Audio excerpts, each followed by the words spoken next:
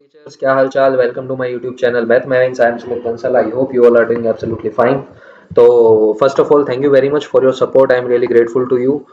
आपके comment, like, share, इसी से मुझे मोटिवेशन मिलता है। और आज हम 29 नंबर क्लास जो है उस पर आ चुके हैं। जैसा कि आपको पता है, टॉपिक हमारा चल रहा है RTE 2009। बहुत ही शानदार हमारा टॉपिक है।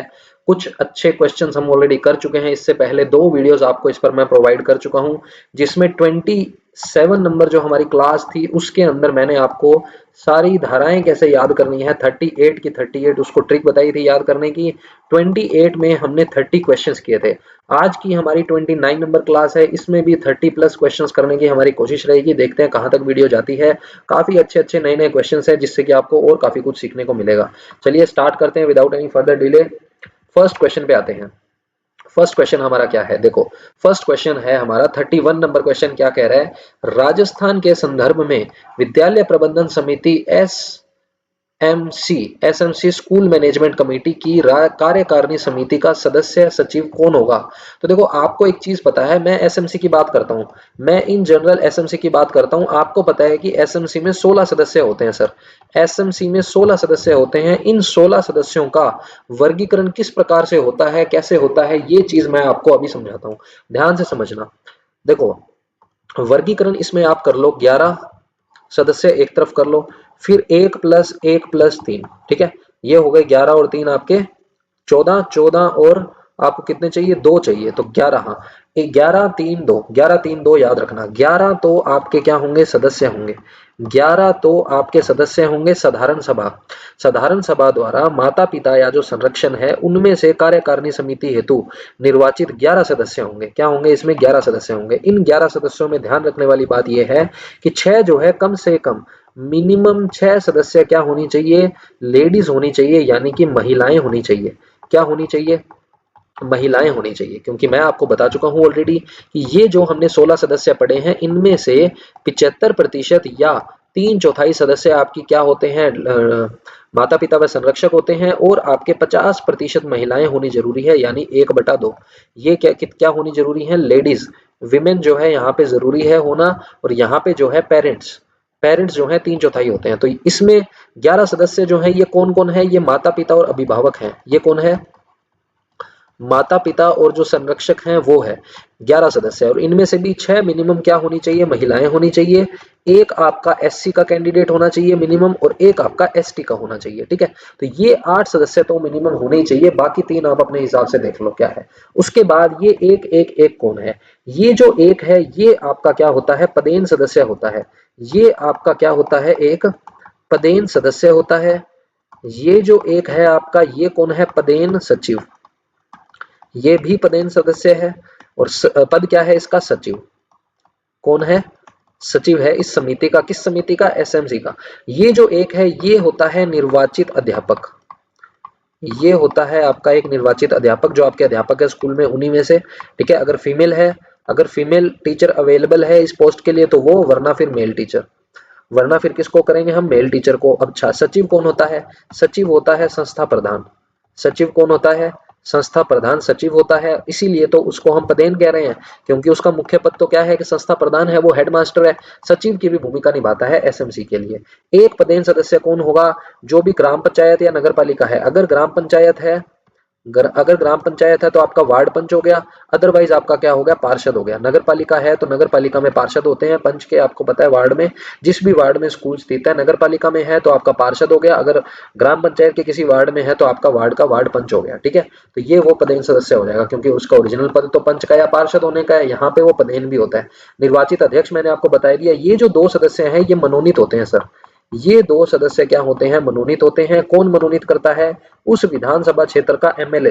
विद्यालय परिक्षेत्र का जो एमएलए है, विधानसभा सदस्य जो है, मेंबर ऑफ लेजिस्लेटिव असेंबली जिसको हम कहते हैं, उसके द्वारा 2 ऐसे व्यक्ति, जिसमें कम से कम एक महिला हो। अगेन, मिनिमम एक महिला होनी चाहिए, क्योंकि आपको बताया मैंने 16 में से 8 तो महिलाएं चाहिए। तो 6 तो मिनिमम यहाँ हो गई, एक यहाँ हो गई, एक यहाँ पे हो गई। यहाँ अवेलेबल नहीं है तो यहाँ बढ़ा देंगे। 8 तो मिनिमम करनी पड़ेगी, ठीक है। और यहाँ भी कम से कम एक हमें चाहिए फीमेल। किस में से लेंगे? वही जो हमारे माता पिता हैं उन्हीं में से, ठीक है। और दूसरा जो है एक सदस्य, तो ये हो गया मिनिमम जो हमें लेडीज चाहिए। दूसरा कैंडिडेट, क्योंकि 2 है ना, दूसरा कोई भी शिक्षाविद हो जाएगा।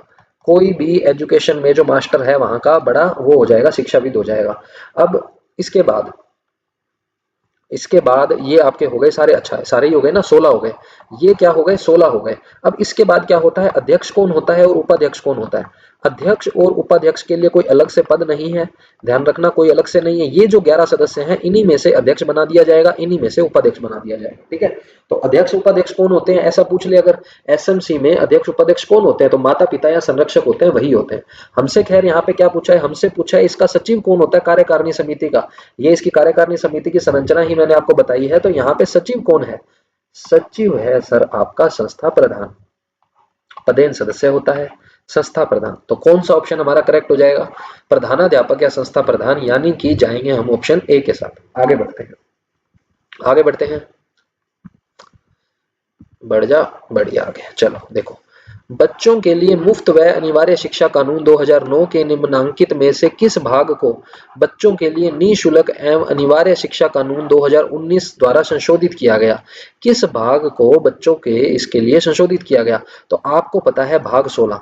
भाग 16 जो है बच्चों के लिए, दोबारा क्वेश्चन को पढ़ो जिनको नहीं समझ में आया, बच्चों के लिए मुफ्त व अनिवार्य बाल शिक्षा जो कानून है 2009, उसके किस भाग को बच्चों के लिए निःशुल्क व अनिवार्य शिक्षा 2019 द्वारा शिक्षा कानून द्वारा संशोधित किया गया। तो ये आपसे पूछना चाह रहा है किसमें संशोधित हुआ था, संशोधन हुआ था 2019 में। मैंने आपको बताया था। सबसे पहले तो मुझे ये बताओ, आपको ये पता है या नहीं पता कि भाग 16 में था क्या, भाग 16, यहाँ भाग 16 से मतलब है धारा 16।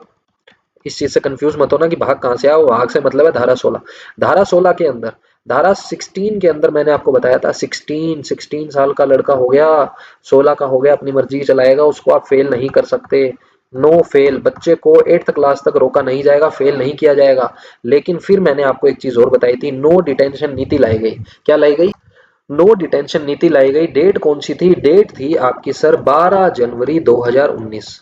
12 जनवरी 2019 को नो डिटेंशन नीति लाई गई।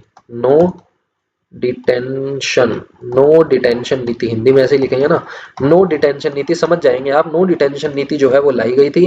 नो डिटेंशन नीति लाई गई 12 जनवरी 2019 को। 12 जनवरी 2019 को सरकार ने क्या कहा कि अब ये जो है राज्य के ऊपर निर्भर करता है कि भाई साहब वो बच्चे को फेल करना चाहे या नहीं करना चाहे। तो इसमें संशोधन किया गया, जो कि आपको ध्यान रखना है, इंपॉर्टेंट है, मैंने आपको बताया भी था। तो भाग 16 है, कौन सा है सर, भाग 16। आगे देखते हैं। हाँ जी, तो 32 आपको आई थिंक समझ में आ गया होगा। भाग 16 की हमने अच्छे से बात कर ली थी। आगे बढ़ते हैं 33 नंबर पे। 33 नंबर में क्या कह रहा है, ध्यान से देखेंगे पहले क्वेश्चन को, फिर आंसर पे आते हैं। 33 में कह रहा है, निम्नांकित में से कौन सा कथन शिक्षा का अधिकार कानून 2009 के संबंध में सही नहीं है, आपसे ये पूछा गया है। ध्यान से समझना, ध्यान से समझना, हमसे क्या पूछा है, कौन सा सही नहीं है। पहला क्वेश्चन पढ़ते हैं, पहला पढ़ते हैं। पहले में क्या कह रहा है 33 के अंदर, खंड 26 में विद्यालयों में शिक्षकों की रिक्तियों से भरने से संबंधित है, बिल्कुल सही है। 26 के अंदर आपको मैंने बताया था, 25 के अंदर तो क्या था, 25 के अंदर तो क्या था, सीक्वेंस में अगर देखें 25 के अंदर तो छात्र शिक्षक अनुपात था। 25 के अंदर छात्र शिक्षक अनुपात था, 25 के अंदर छात्र शिक्षक अनुपात है। अध्याय की अगर मैं बात करूं, अध्याय कौन सा है, ये अध्याय है सर आपका 4th सबसे बड़ा जो है, जिसमें आपके 12 से 28 तक की धाराएं शामिल है, ठीक है। छात्र शिक्षक अनुपात हो गया, शिक्षकों की रिक्तियों को भरने से संबंधित हो गया 26 में। 27 में क्या था, फिर 27 में ये कहा गया कि भाई साहब वो तो सब ठीक है, वो तो सब ठीक है, लेकिन एक्स्ट्रा काम जो है गैर शैक्षिक कार्यों में आप नहीं लगा सकते। 28 में क्या कहा गया कि निजी तंत्र पे प्रतिबंधित है, यानी कि निजी तंत्र का मतलब हो गया कि आप ट्यूशन वगैरह नहीं करा सकते। अध्याय 3 में क्या हुआ, अध्याय 3 में पाठ्यक्रम और मूल्यांकन से प्रक्रिया संबद्ध है। क्या ये बात सही है, क्या ये अध्याय 3 में था। पाठ्यक्रम, पाठ्य मतलब 5, ये तो सर अध्याय 5 में था। पाठ्य मतलब 5, ये तो आपने बताया था अध्याय 5 में था। बिल्कुल गलत है, ये बिल्कुल गलत है। ये तो सही है, ये वाला सही है कि निजी पर प्रतिबंधित नहीं लगाएगा, मैंने प्रतिबंध को क्रॉस किया है, वैसे स्टेटमेंट सही है। हमें गलत स्टेटमेंट बताना है, तो गलत कौन सा है, ऑप्शन सी गलत है, क्योंकि पाठ्यक्रम और मूल्यांकन जो है वो अध्याय 5 में था। कैसे याद है सर, क्योंकि मैं आपको एक पहले वीडियो दे चुका हूं जिसमें सारी धाराएं याद करवाई है, वो जरूर जाके देखो। अध्याय 3 में क्या था, अध्याय 3 में 3 लोग याद रखने हैं, कौन कौन से, समुचित सरकार के कर्तव्य बताए हुए हैं, स्थानीय प्राधिकारियों के कर्तव्य बताए हुए हैं, और आपके माता पिता के कर्तव्य बताए हुए हैं। पता है ना, माता पिता, धारा 10 के अंदर बच्चे को स्कूल भेजेंगे। धारा 6 में बच्चों के अधिकारों के संरक्षण की बात है, बिल्कुल सही है। 6 में छंद 6 में छन यानी संरक्षण, याद है ना कैसे याद करवाया था। तो ऑप्शन सी जो है हमारा गलत है, और जो गलत होता है वही सही होता है हमारे यहाँ ऐसा ही होता है, ठीक है, आपको पता है। 34 पे आते हैं, क्या कहना चाह रहा है 34 में?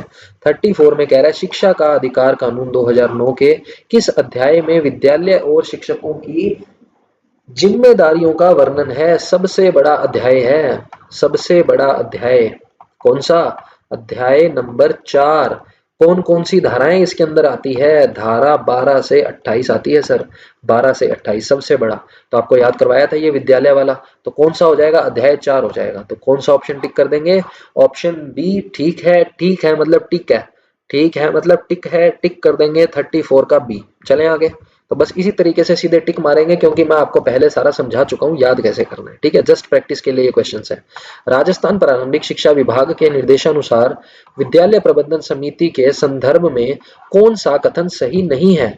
एसएमसी की बात कर रहा है, तो एसएमसी सबसे पहले बताओ कौन से अध्याय में आती है?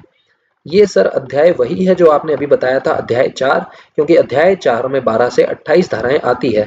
तो ये कौन सी धारा में है? एसएमसी यानी कमेटी। कमेटी कब बनेगी? जब 21 का लड़का हो जाएगा, लफड़े में पड़ेगा, तो कमेटी बनानी पड़ेगी। तो एसएमसी का गठन है 21 में, इसके कार्य हैं आपके 22 में, ठीक है।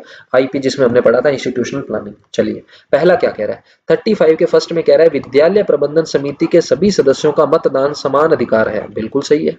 किसी मुद्दे के समर्थन या विरोध में समान वोट होने पर अध्यक्ष का मत ही निर्णायक होगा। बिल्कुल सही बात। और अध्यक्ष कौन होता है? माता पिता में से किसी एक को अध्यक्ष बनाया जाता है। यदि विद्यालय के विभिन्न क्रियाकलापों को यह विद्यालय के विभिन्न क्रियाकलापों को मॉनिटर करता है। बिल्कुल सही है, पहले तीनों ही सही है, मतलब लास्ट गलत है, और जो गलत है वही सही है। पढ़ लेते हैं फिर भी क्यों गलत है ये। विद्यालय प्रबंधन समिति को विद्यालय में विशेष आवश्यकता वाले विद्यार्थियों के नामांकन एवं सुविधाओं के मॉनिटर करने की आवश्यकता नहीं है।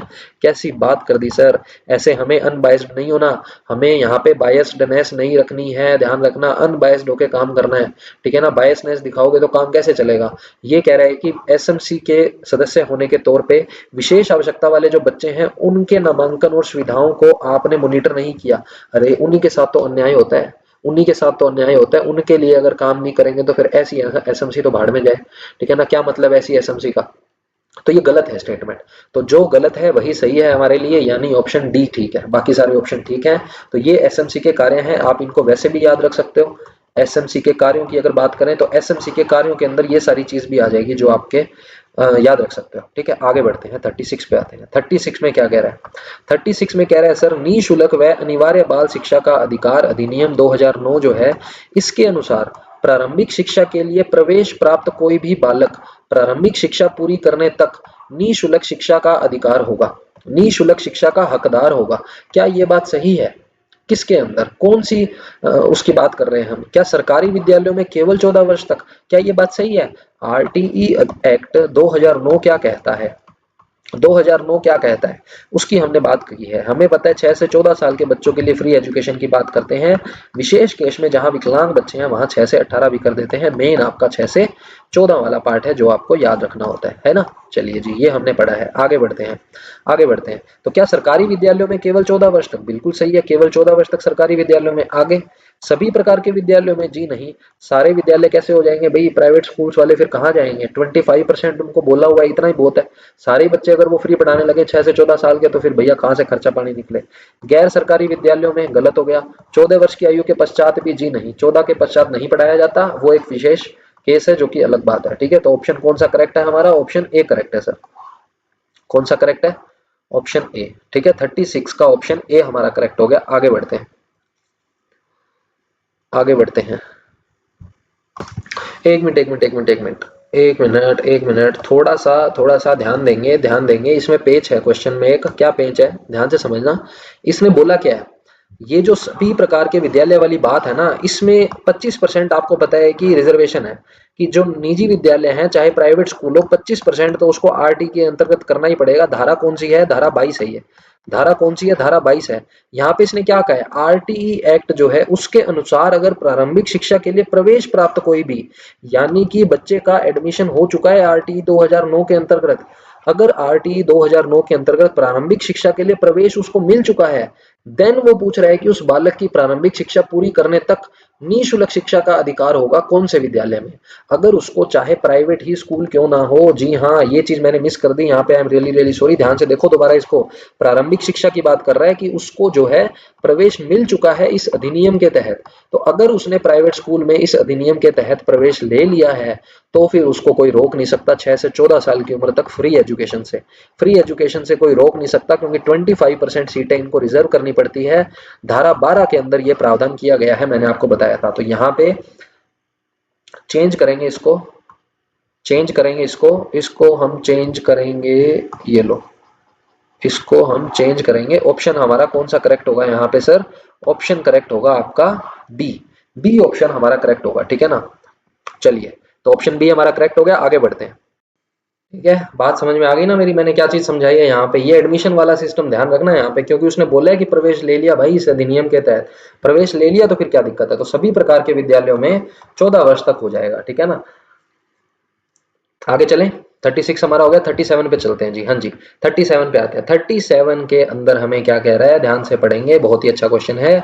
निःशुल्क और अनिवार्य बाल शिक्षा का अधिकार अधिनियम 2009 में वर्णित समुचित सरकार के कर्तव्यों के अनुसार केंद्र सरकार का क्या उत्तरदायित्व है? केंद्र सरकार के उत्तरदायित्व की बात कर रहा है। पहला ऑप्शन, अध्यापकों को प्रशिक्षण देना। क्या ये केंद्र सरकार का काम है? जी नहीं।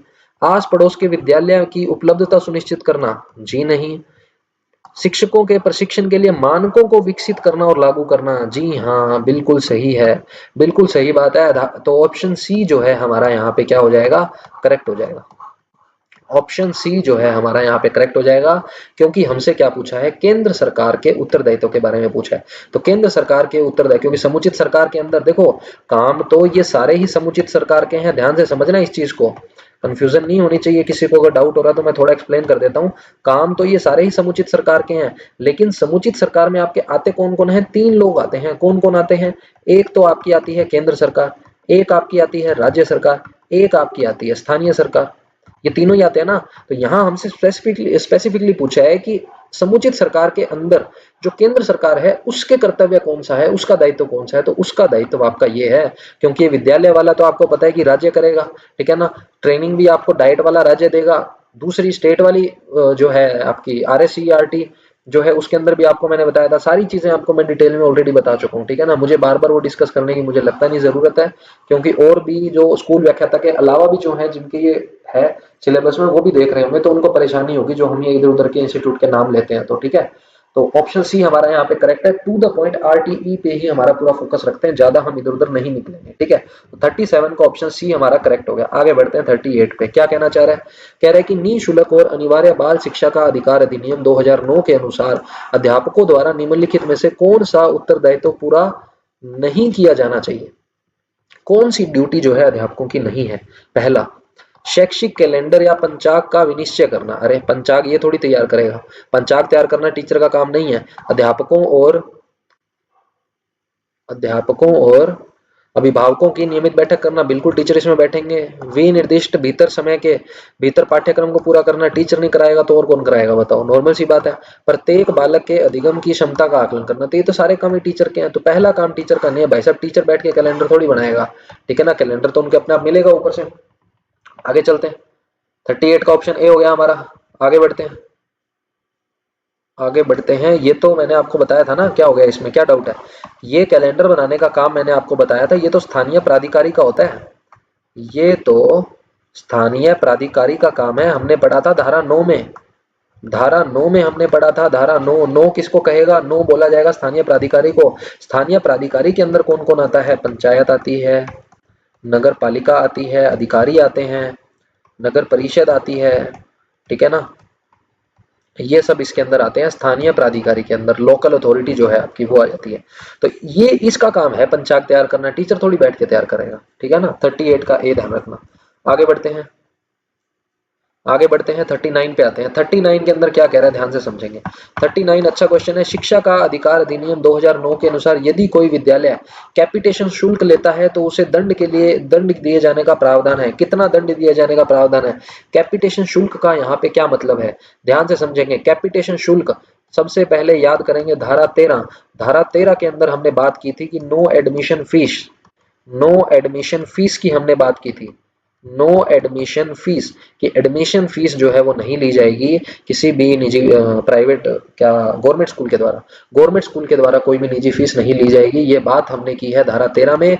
धारा 13 में याद करवाया था, तेरी नहीं चलेगी मास्टर एडमिशन दो, तेरी नहीं चलेगी, नहीं चलेगी मतलब एडमिशन देना पड़ेगा बिना फीस के भी। अगर ऐसा नहीं करते हैं, अगर ऐसा नहीं करते हैं तो उसके लिए कितना दंड जो है वो दिया गया है, दंड लिखा गया है, कितना गुना दंड का प्रावधान है, जल्दी से मुझे बता दो। 10 गुना दंड का, जितनी फीस उससे ली है प्रति व्यक्ति उसके 10 गुना दंड देने का उसको प्रावधान है। अगर किसी बच्चे से 1000 रुपए लिए हैं तो भाई साहब 10,000 रुपए उसको देने पड़ेंगे वापस, ठीक है ना। तो एडमिशन के टाइम पे इस चीज का ध्यान रखना है। गवर्नमेंट स्कूल में फीस आपसे नहीं ली जा सकती, ना ही कोई परीक्षा ली जा सकती है, ये भी ध्यान रखना।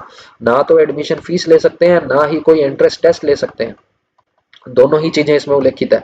ना ही कोई एंट्रेंस टेस्ट ले सकते हैं, ध्यान रखना, ठीक है ना।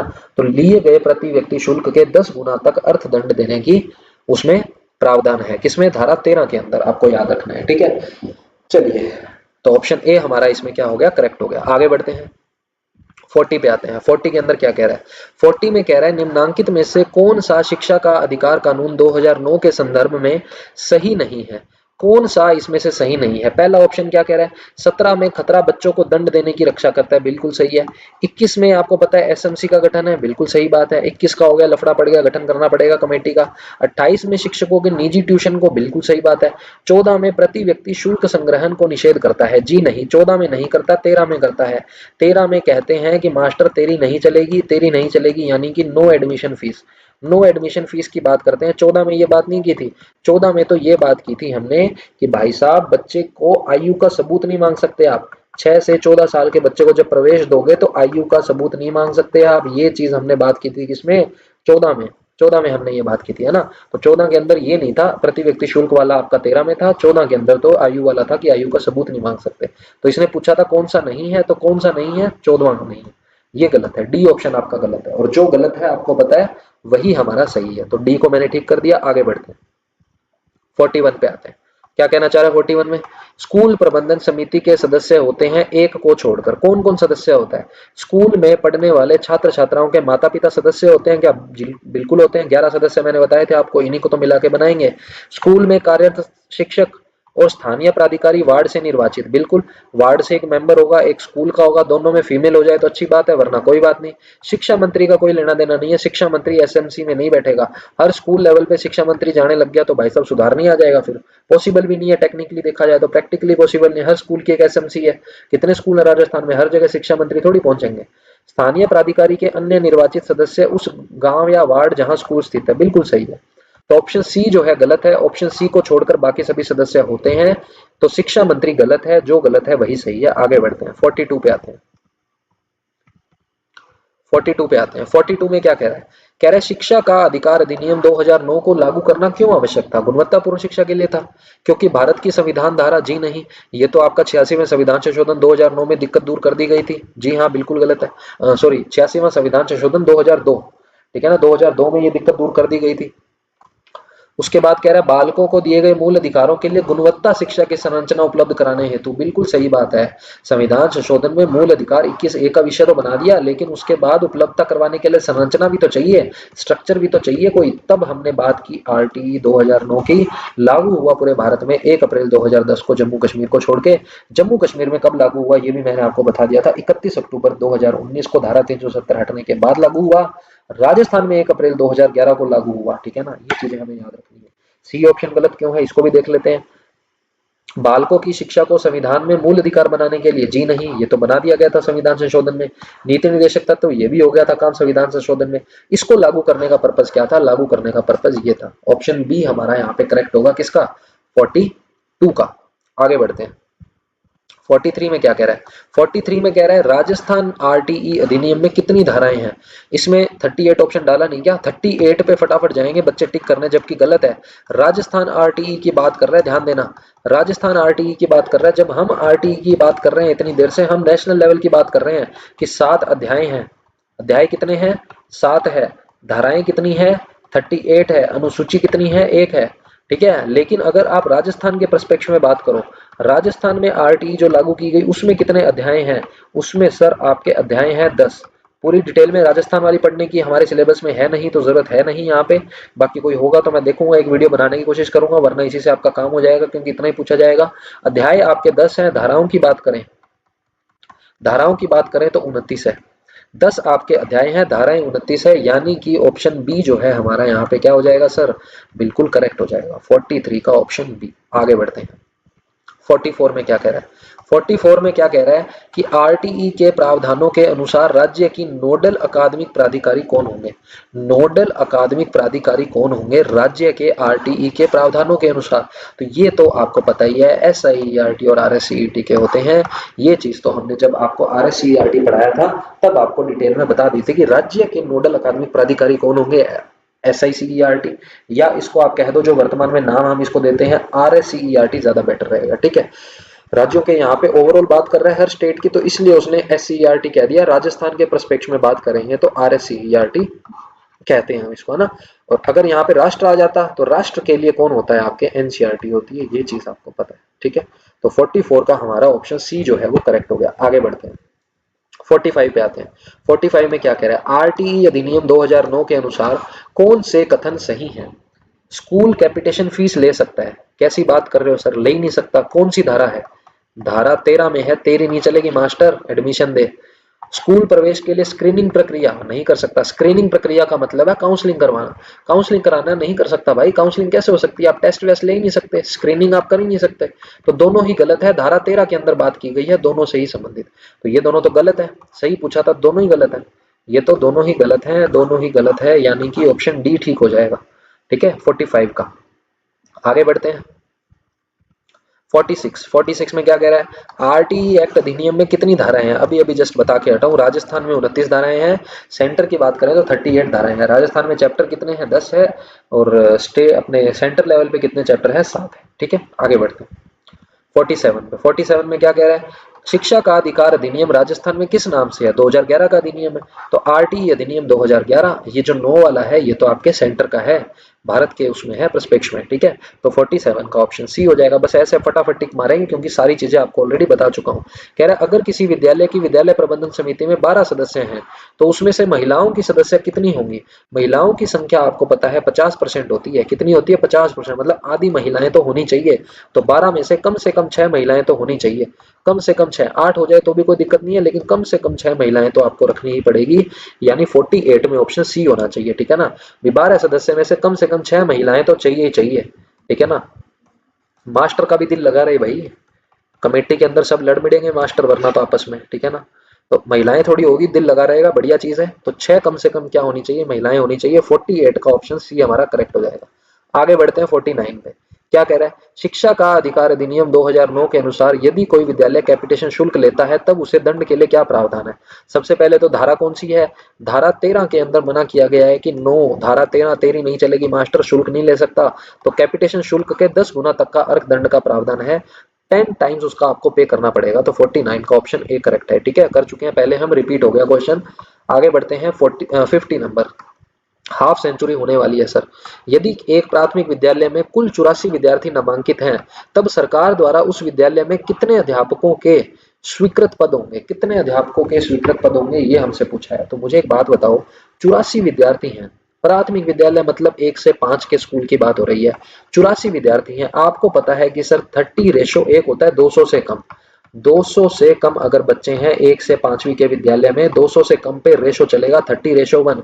84 विद्यार्थी हैं तो 84 विद्यार्थियों के लिए कितने हो जाएंगे, 90 अगर विद्यार्थी है तो आपके टीचर हो जाते हैं 3, आपको पता है 3 से गुना कर दिया, 30 पे 1 है तो 60 पे 2 गए भाई, 30 पे 1 टीचर है तो 60 पे 2 टीचर हो गए, और 90 पे 3 टीचर हो गए, तो 60 पे 2 है तो काम तो चलेगा नहीं, बच्चे तो 84 हैं, तो कम से कम 3 टीचर आपको रखने पड़ेंगे, कम से कम 3 टीचर रखने पड़ेंगे, तो 50 का ऑप्शन बी जो है हमारा क्या हो गया, करेक्ट हो गया। ठीक है, और अगर यहाँ पे हेडमास्टर की बात करें तो वो आपका 150 प्लस पे आ ही जाता है, आपको पता ही है, तो 50 का ऑप्शन बी हमारा ठीक है। आगे बढ़ते हैं, बस 10 क्वेश्चन हो रहे हैं, 60 क्वेश्चन की अपनी सीरीज है। ठीक है, बाकी जो क्वेश्चन है वो लास्ट वीडियो में एक साथ निपटा दूंगा, 50-60 क्वेश्चन की एक सिंगल वीडियो बना देंगे लास्ट वाली।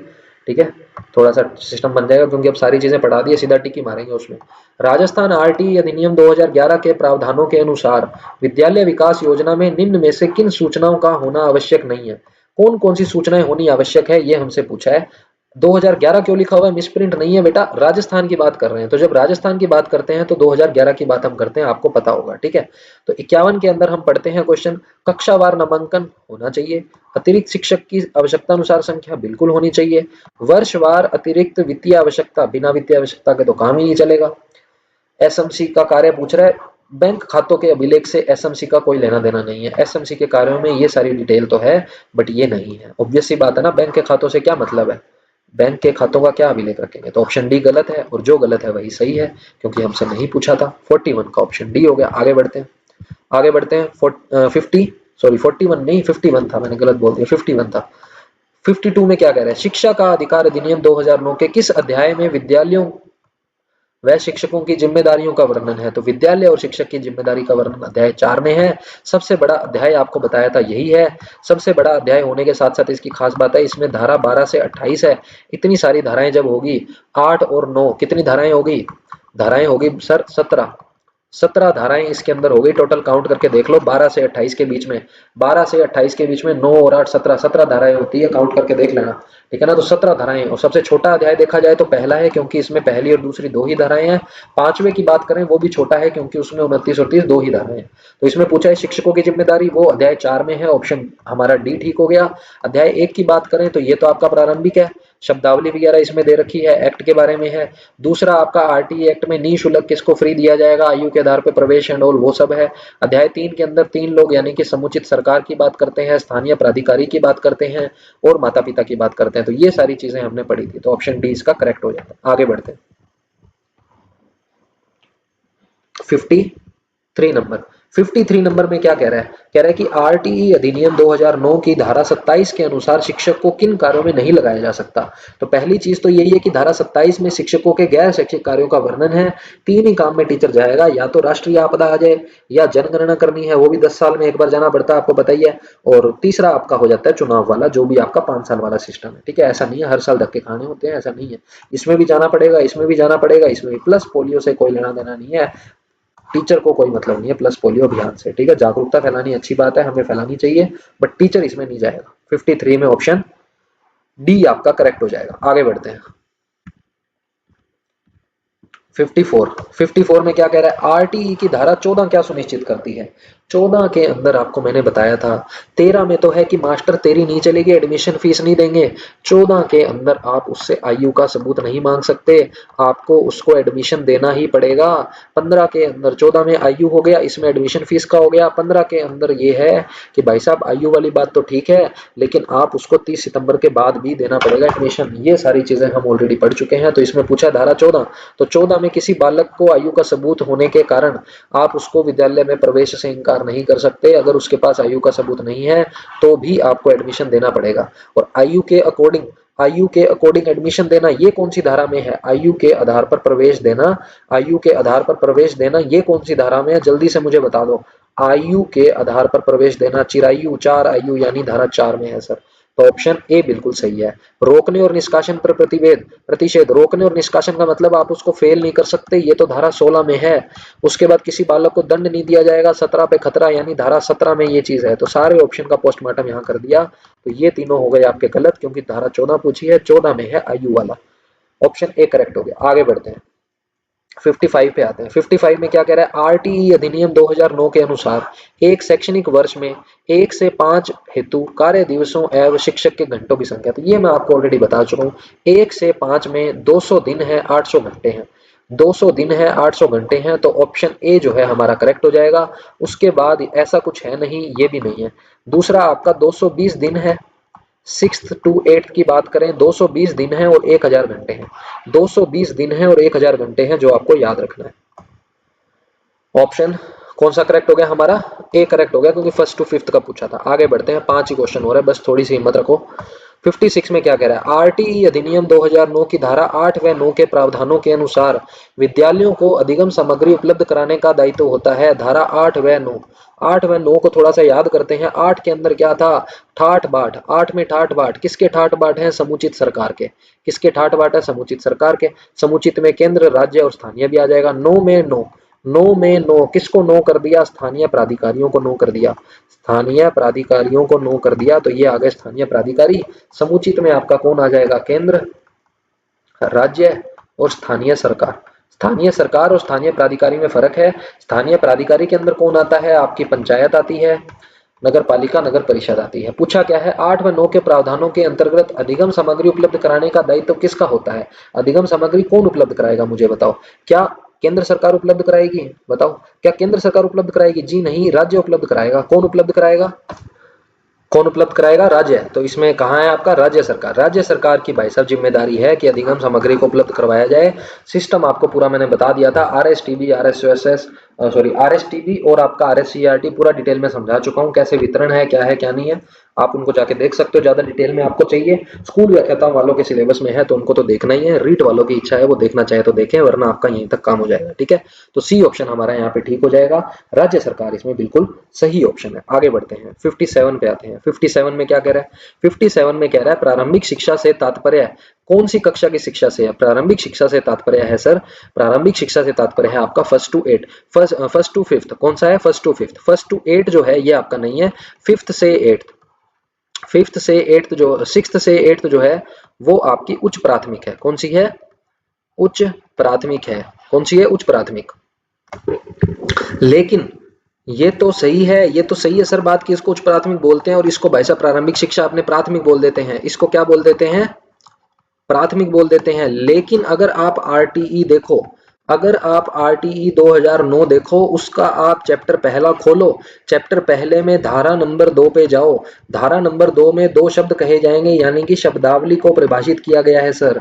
किसको परिभाषित किया गया है? शब्दावली को। वहां पे ध्यान से अगर आप देखो तो धारा 2 के अंदर प्रारंभिक शिक्षा से क्या मतलब है, धारा 2 के अंदर प्रारंभिक शिक्षा से क्या मतलब है, वहां साफ साफ शब्दों में लिखा हुआ है प्रारंभिक शिक्षा यानी कि first to eighth, first to eighth class की बात हो रही है, और यहाँ प्राथमिक ना लिख करके उसने प्रारंभिक लिखा है। अगर प्राथमिक शिक्षा पूछे तो एक बार को अपने फर्स्ट टू फिफ्थ कर सकते हैं, उच्च प्राथमिक को 6 टू 8 कह देते हैं, क्योंकि प्रारंभिक शिक्षा को इन दो पार्ट्स में हम फर्दर डिवाइड कर लेते हैं। बट क्योंकि यहाँ प्रारंभिक शिक्षा पूछा है और धारा 2 हमने पढ़ी है, धारा 2 के अंदर प्रारंभिक शिक्षा को कहा जाता है फर्स्ट टू एट्थ, यानी कि ऑप्शन सी जो है मेरा यहाँ पे करेक्ट होगा। ये एक कंफ्यूजन वाला क्वेश्चन जो था वो मैंने आपका दूर कर दिया। तो फर्स्ट टू एट्थ के साथ हम जाएंगे जब हम बात करते हैं प्रारंभिक शिक्षा की। आगे बढ़ते हैं, आगे बढ़ते हैं। ठीक है, तो ये मैं इरेज कर देता हूँ, कल को पीडीएफ कोई सीधी देखेगा तो उसको कंफ्यूजन ना हो जाए। तो बात समझ में आ गई ना? मैंने यहाँ जो ये चीज बताई है इसको आप देख सकते हो, सिंपल सा सोर्स है, नेट पे पढ़ा है ये, कोई इसमें मैं अपनी पर्सनल राय नहीं दे रहा हूँ। आगे आते हैं 58 नंबर क्वेश्चन पे, बस 3 ही क्वेश्चन है। 58 में कह रहा है निःशुल्क और अनिवार्य शिक्षा अधिनियम 2009 आयु वर्ग के बालकों को निःशुल्क और अनिवार्य शिक्षा को सुनिश्चित करता है। ऐसा कौन करता है बताओ मुझे, कौन से आयु के लिए है? 6 से 14 साल के लिए है, बिल्कुल सही बात है। तो 58 का ऑप्शन बी हमारा क्या हो जाएगा सर? करेक्ट हो जाएगा। आगे बढ़ते हैं। विकलांग वाले कंडीशन में आपको 6 टू 18 बताया था मैंने, 18 साल बढ़ा देंगे वहां पे। ठीक है, 18 साल हो जाएगी। 59 में कह रहा है शिक्षा का अधिकार अधिनियम के अनुसार एक विशेष कक्षा के अंदर बच्चों का नामांकन किसके आधार पर प्रस्तावित किया गया है? एक विशेष कक्षा में बच्चों का नामांकन किसके आधार पे होता है? क्या उनकी उम्र के आधार पे होता है? बिल्कुल सही है। बच्चों की क्षमता के आधार पे होता है? जी नहीं। माता पिता की शिक्षा? जी नहीं, बिल्कुल ही गलत है। प्राइवेट स्कूलों में यही चलता है आजकल, पेरेंट्स का इंटरव्यू लिया जाता है भाई साहब। जो आजकल कॉन्वेंट स्कूल हैं, सो कॉल्ड इंग्लिश मीडियम जो अपने आप में बनते हैं ज्यादा अच्छे, वो पेरेंट्स का इंटरव्यू लेते हैं कि भाई साहब हमारा तो full furnished well and good और इंग्लिश मीडियम स्कूल है, बच्चों उनके पेरेंट्स को वो एजुकेशन है या नहीं है, क्या वो बच्चे को घर में माहौल दे पाएंगे क्या? आर्थिक स्थिति वाला तो बिल्कुल ही गलत है, क्योंकि फ्री एजुकेशन की हम बात कर रहे हैं। तो बच्चों की आयु के हिसाब से जो है प्रवेश दिया जाता है। कौन सी धारा में हमने ये बात की थी, कोई मुझे बताएगा? धारा 4 में, धारा 4 में बात की थी कि 4 मतलब चिरायु बच्चे की आयु के हिसाब से धारा 4 में उसको प्रवेश दिया जाएगा। स्कूल के अंदर हम बात करें, जैसे अगर कोई 10 वर्ष का बच्चा है फॉर एग्जाम्पल, तो उसको 5 साल कम कर दो, यानी कक्षा 5 में जितने वर्ष का है 5 साल घटा दो, कक्षा 5 में उसको एडमिशन दिया जाएगा। ठीक है ना, यही तो फंडा है, सिंपल सा। चलो आगे बढ़ते हैं। Last question of the day, last question of the day 60 number में क्या कह रहा है? राजस्थान आरटी अधिनियम 2011 के अनुसार प्रतिपूर्ति वर्ष में दो बार किसको दी जाएगी प्रतिपूर्ति? प्रतिपूर्ति वर्ष में 2 बार स्थानीय प्राधिकरण को दी जाएगी सीधे तौर पे, या प्राचार्य को दी जाएगी, या विद्यालय को दी जाएगी, या खंड शिक्षा अधिकारी को दी जाएगी? तो ये मैं आपको ऑलरेडी बता चुका हूं भाई साहब, प्रतिपूर्ति जो है वो दी जाएगी विद्यालय को। तो सीधा सीधा हमारा ऑप्शन कौन सा करेक्ट हो जाएगा, ऑप्शन सी हो जाएगा। तो इसमें मुझे नहीं लगता कि कोई डाउट है। अधिनियम 2011 आपको पता ही है, 1 अप्रैल 2011 को ये लागू हुआ था। ठीक है, नेक्स्ट नहीं है कोई, जैसा कि हमें पता था 60 क्वेश्चन अभी तक मैं आपको दे चुका हूं। इससे पहले वाली वीडियो में पूरी धाराएं कैसे याद करनी है वो आपको बताया था। तो बहुत ही शानदार हमारी आज की क्लास रही। Thank you very much for your support. अगर आपको वीडियो अच्छी लगे तो इसे क्या करना, लाइक करना, शेयर करना। अगर आपको लग रहा है कि बहुत अच्छे एफर्ट लगाए हैं सर ने, तो इसको लाइक शेयर और कमेंट जरूर करके मुझे बताना। आपके कमेंट से ही मुझे क्या मिलता है, मोटिवेशन मिलता है। अगर मैं बात करूं शेयर करने की, शेयर कैसे करना है, लाइक तो आपको पता ही है कैसे करना है। जो पहली बार इस वीडियो को देख रहे हैं उनको चैनल को सब्सक्राइब करना मैंडेटरी है, क्योंकि अभी इसकी 2 क्लासेस और मैं आपको दूंगा। कोशिश करूंगा एक ही क्लास में सारे अभी जो 60-70 क्वेश्चन और बचे हैं एक ही क्लास में दे दूं। ज्यादा अगर बढ़ेगी क्लास तो मैं आपको 2 वीडियोस प्रोवाइड कर दूंगा। ठीक है, शेयर कैसे करना है, व्हाट्सएप के ऊपर आपको पता है कि मेरी इन वीडियोस का सीधा सीधा लिंक शेयर कर सकते हैं आप। अपने स्टेटस पे इन वीडियोस को लगाएं, और आप जितने भी ग्रुप्स आपने ज्वाइन किए हुए हैं, टेलीग्राम पे, व्हाट्सएप पे, फेसबुक पे, इंस्टा पे, हर जगह आप उसको ज्वाइन करें। हमें फॉलो कर सकते हैं आप। टेलीग्राम पे हमारा चैनल है, वहां से आपको इन क्लासेस की पीडीएफ मिल जाती है। इंस्टा पे आप हमें फॉलो कर सकते हैं, और आपके पास फेसबुक और यूट्यूब पे तो आप ये वीडियो देख ही रहे होंगे, है ना। तो ऑप्शन सी हमारा इसका करेक्ट हो गया था। Thank you very much, see you in the next class.